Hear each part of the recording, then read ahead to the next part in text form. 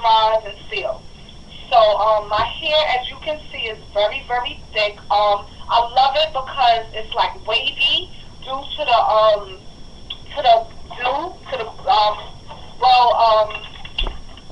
Tracy calls it an aloe vera mix. I call it honeydew. Okay, my honeydew mix. So what I do is I usually part it. Today I'm gonna part it in 4 sections because I'm showing you a tutorial.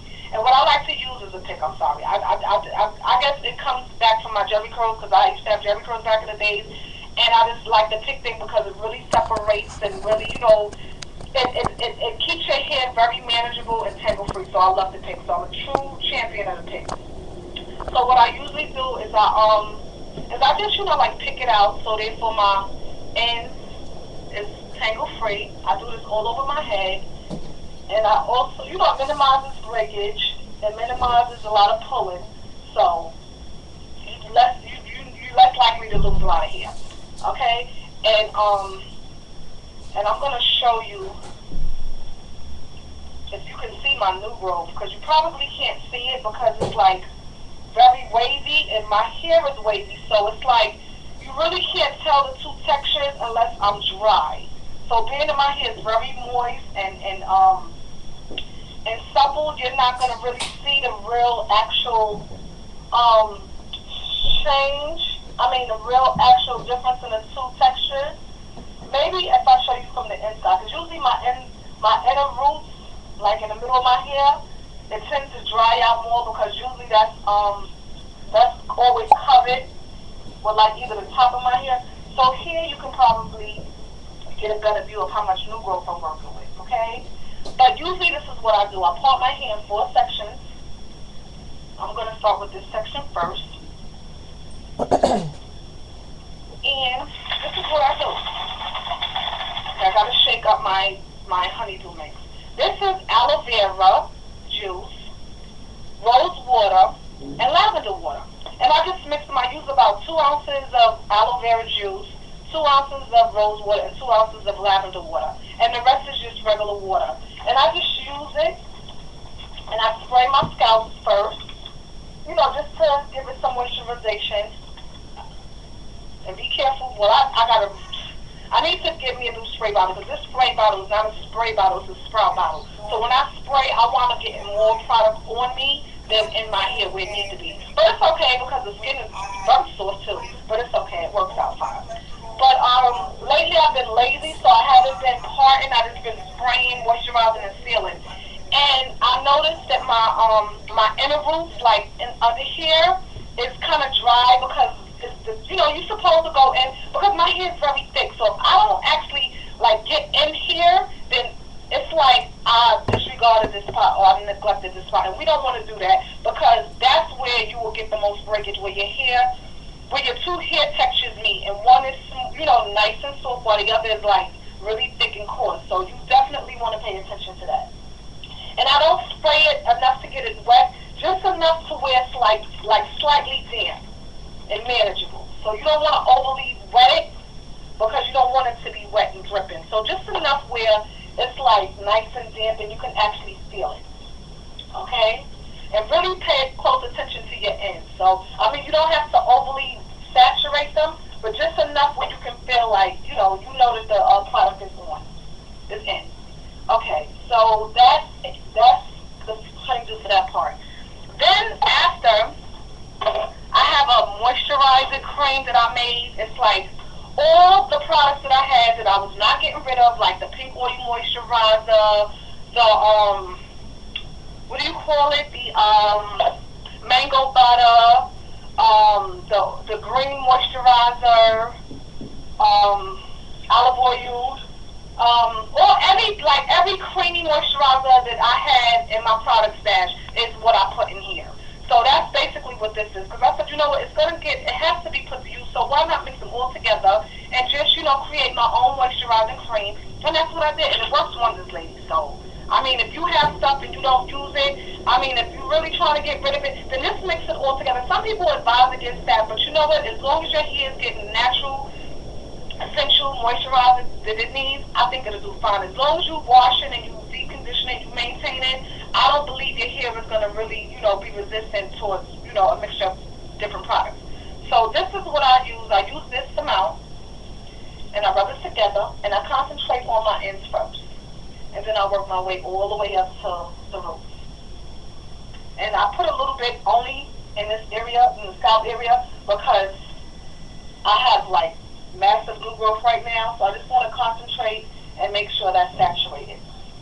And my ends, of course. But like I said, getting back to the products that you have, girls, just mix them together. That's what I do. I mean, it might not work for everybody, but it worked for me, so that's my routine. Okay, so I'm done with that. So I'll put this over here on the side. And I also have an oil-based moisturizer, which is shea butter, cocoa butter, mango butter.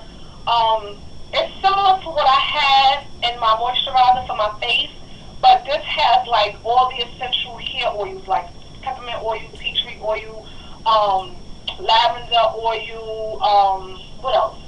Clove oil. Like I make a product called Black Gold, and it has like over 40 oils in there.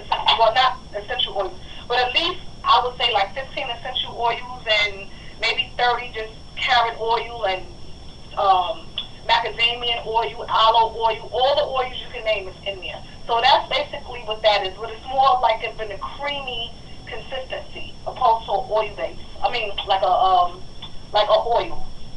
So this is usually what I do. And I usually with this, I just concentrate on the end and the outer, like the outer sections of my hair.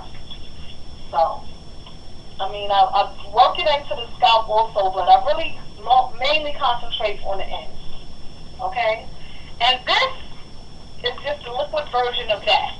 With the exception of, I have natural herbs in here. I have cloves, not cloves, I'm sorry. I have chamomile, sage, rosemary, and yeah, cloves too, I'm sorry. Cloves I have too. So as you can see, you see the actual herbs in there. So that's the only difference between, and it's more liquefied. That's more solid. So, but I mean, you can do the same thing with this also. You just have to like nuke it maybe for about 30 seconds in the microwave. But I like it to stay like this. It's a little runny for me, but it's okay. It wipes. So what I do is I just use maybe like a dime size amount of this, and I just rub it, and I mainly concentrate, like I said, on my end, on the outer section of my hair.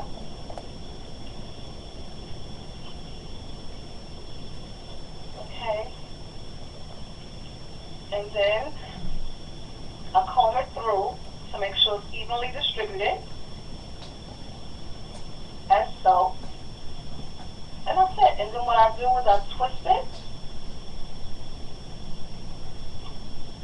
I used to braid it, but I noticed that when I take the braid out, I tend to have like a lot of tangles and shedding because I guess because your hair is damp, and when you're braiding, it's more fragile and it's like popping. I can like feel it popping.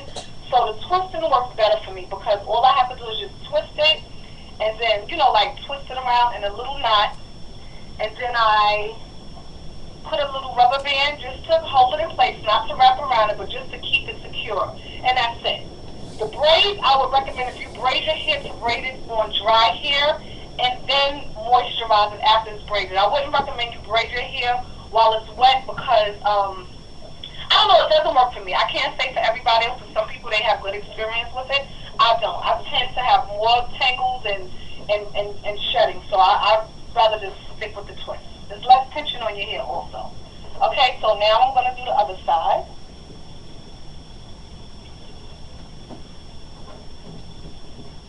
Okay.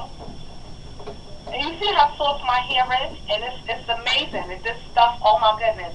It's like so, amazing. I am so happy that there are young girls, black girls with regular African American hair, 4A, 4B, and their hair is down on, well, Tracy's is waist length, Lorraine is brush length, Tia is like shoulder length, because she cuts her hair. Not that she cannot maintain the length, but she cuts her hair because she likes to achieve different styles. And Lovely T's hair is, I think, mid-back length, or it's a little over bra strap with.